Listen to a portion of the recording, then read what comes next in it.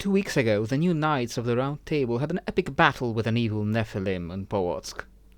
After delivering quite a beating to everyone on the scene, he finally fell, but not before he made some startling proclamations.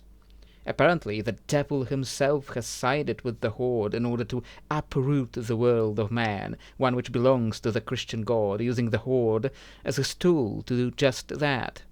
And then they witnessed his warlock advisor summon a demon of the Burning Legion, threatening Earth's safety in the cosmic scale of things. However, they all made it out safely, and 2 weeks later, Merlin called them for a meeting meant to decide their next steps. As they gathered, Alis introduced her nephew, if you skip a few generations, Einar, a Norseman who also happened to be a werewolf.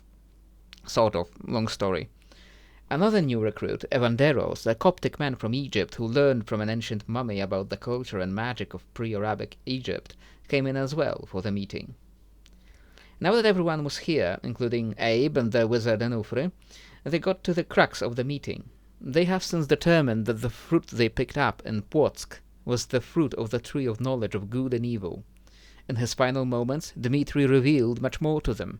He claimed that God stole the fruits, perhaps the whole Garden of Eden, that were meant as a gift to humanity from a verdant realm beyond. They could only speculate what that truly meant, and ask the warlock they captured, Lucius Sinister. Member of Lucifer's Own, a secret order of devil worshippers, Lucius claimed that God is a liar and a fraud, and wants to steal humanity's potential. Only through uprooting God's society and burning everything to the ground, he said, can humanity be redeemed from the God of lies. The fruit that was stored in Polotsk and has been sent to Fenris Wolf-brother already was said to be the fruit of the tree of eternal life, which, if true, would make Fenris virtually immortal.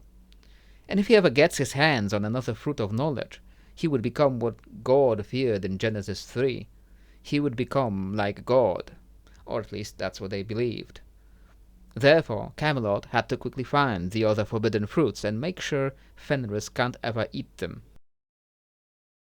Cyrus gave them one clue, pointing to the area now known as Khwarezm, or in Legends of Iran, Aryanum Veja, the original homeland of all Iranian peoples. However, most importantly, many people believe that this area in Khwarezm was also the Garden of Eden. There was no way to know if it's true, but the Shahs allegedly kept a fruit in an elevated glass case, which was said to be one of those fruits. With Khwarezm in the range of Horde military, they had to act quickly. Soon Merlin teleported them to the city of Khiva in Khwarezm, and as they marveled at the gardens surrounding Amudarya, or Oxus, as William called it, what Alexander the Great thought was the eastern end of civilization, they also had to deal with the heat of summer in these desert areas, something most of them weren't used to. They came with the hope of seeing the Shah of Khwarezm to talk about the forbidden fruit, but they soon found out they were in the wrong place for that. The Shahs ruled from the nearby city of Gurganj, even if the fruit was here in Khiva. They had to meet the local seneschal, Tir ibn Farigun. Finding the way to the royal gardens, they found, in a square surrounded by the palace walls, a lot of greenery. Palms, imported from warmer lands, surrounded them, and behind bars they could see a pair of tigers basking in the sun. In the middle of the garden there was a golden cage, with a tiny tabernacle of some sort in the middle, holding up a tiny golden egg.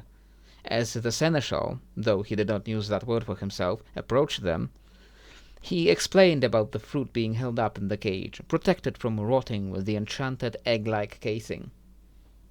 Not having the time to explain the whole truth and the cosmic meaning of the events, our heroes decided to lie. "We're on a mission from God!" William exclaimed, supported by Alice, trying her best to mimic a mad preacher talking about great darkness coming for it. The seneschal was amused, at least. He burst out laughing when told Satan wants to come and steal the fruit. He had the story about Dmitri and the Horde explained eventually, and at least he knew about orcs. As the orcs moved out across the steppes and conquered many peoples, other peoples moved out and attacked the settled civilization, causing much issues to Khwarezm. Still, the seneschal wouldn't have it. He didn't want to believe in the mission from God, and Evanderos's attempt to replicate Moses' staff miracle only told them they had some divine power. Handing the fruit to them was obviously out of the question. However, he didn't want to completely dismiss the group. He told them they had a problem in Khiva, that perhaps if the visitors can help them solve it, they could be believed long enough to see the Shah about our claims. And the problem was a group of gnomes in the city. Manichaeans, who refused to pay jizya, the tax Muslims put on non-believers, and allegedly behaved rowdily. "Their women dress like harlots," Tyr said. "Their men argue constantly, drink alcohol, and cause fights on the streets. If you want to show us Allah sent you on a mission, bring them to order. Make them behave." So the knights obliged and soon arrived in the poorer districts of Khiva, though not as dirty as squalid as Tyr had claimed.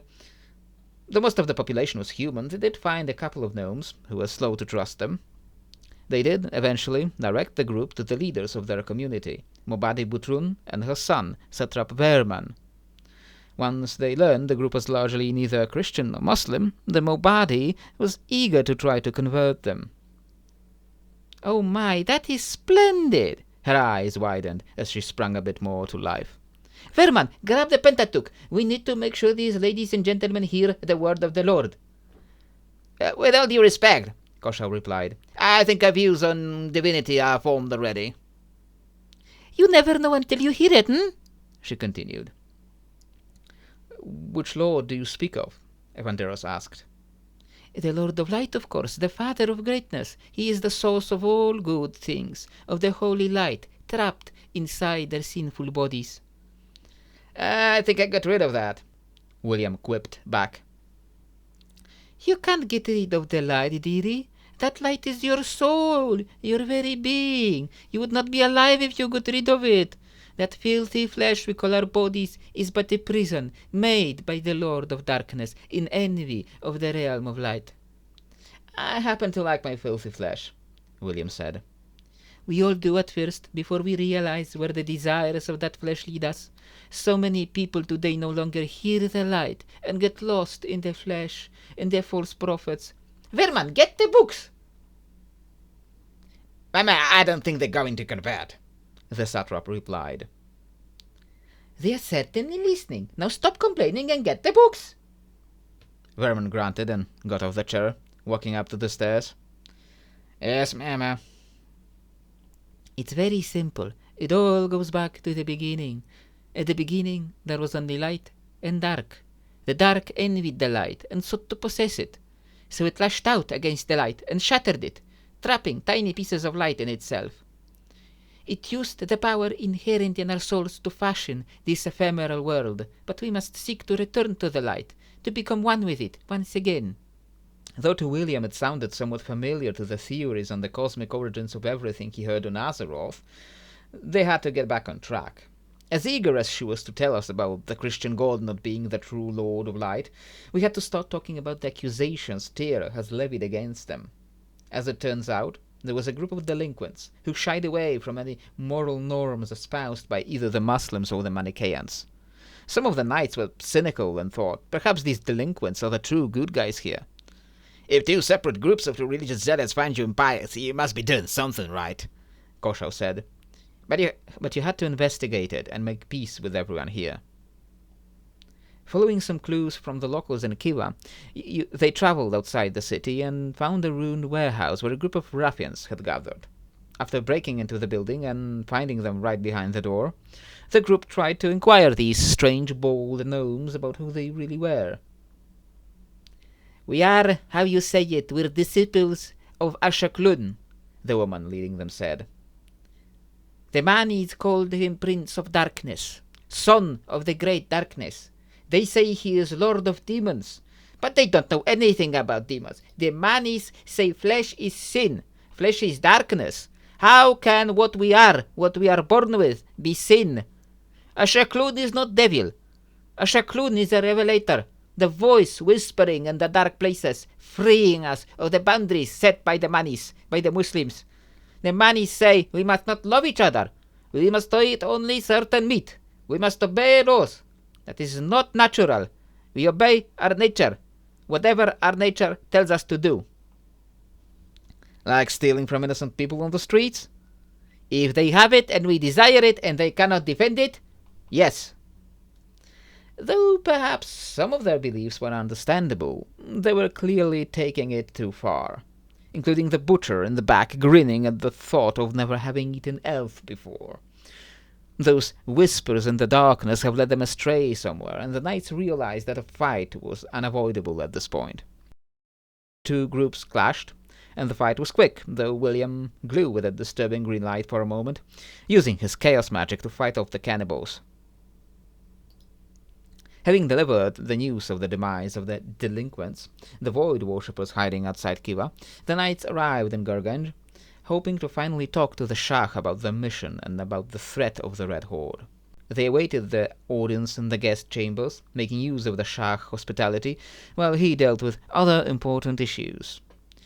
The room around them looked too opulent to some of them. The metal parts of the furniture appeared to be made of gold, or at least some kind of gilded metal, covered in pillows made of finest silks, stuffed with very soft down.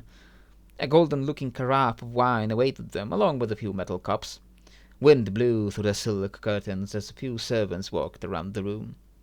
Finally, the herald led them before Ala-ad-Din Tekish, the famous Shah of Khwarezm, ruler of a huge chunk of Iran by this point. Finally, the knights started explaining a little of what is truthfully happening.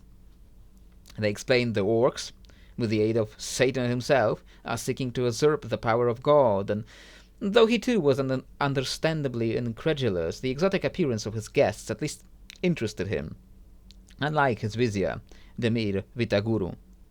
He did think it was just a very interesting story, but to humor it, he ordered them to work with Vitaguru and figure out if eating these fruits can truly make one similar in any way to God. Once they followed Demir to his study on top, the magic present in the room overwhelmed William's senses. As his eyes grew green, he saw through the vizier's charade with his spectral sight. The vizier sighed. I was hoping I could get some information out of you first. Alas, once I saw this one's eyes, I knew I'd have to kill you. Tell me, please, how do you have the same powers as a demon hunter? I studied under one, William replied. That's not how that works. Demon hunters gain their power from consuming a demon's soul, yet you appear to be perfectly intact, at least on the surface. Deep inside, that is quite curious.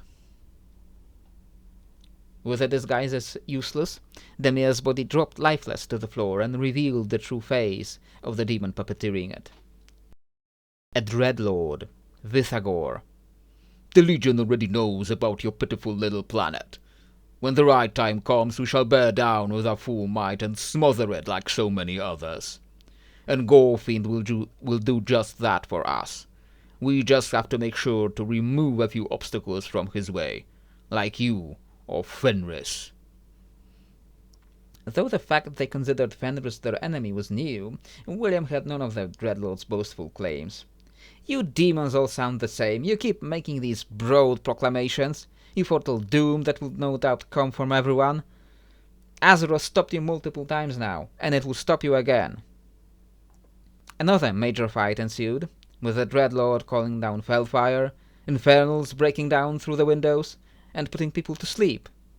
Despite all his might, he was slowly growing weaker, and used the Vizier's voice to lure soldiers here to protect him. By the time they arrived, the demon was subdued and very nearly dead, much to the shock of Tekish, who has never seen a live demon out in the open. Finally executing the Dreadlord, Tekish believed the knight's story at last, terrified of this burning legion and however many other demons might be lurking within his walls. He agreed to let Camelot take the fruit in his possession, and allowed them to stay in his hospitality in Gurganj. Little did they know, things would get complicated again very soon. Drums of war were fast approaching towards the city, because the Red Horde was not going to give up. But that is a story for next time.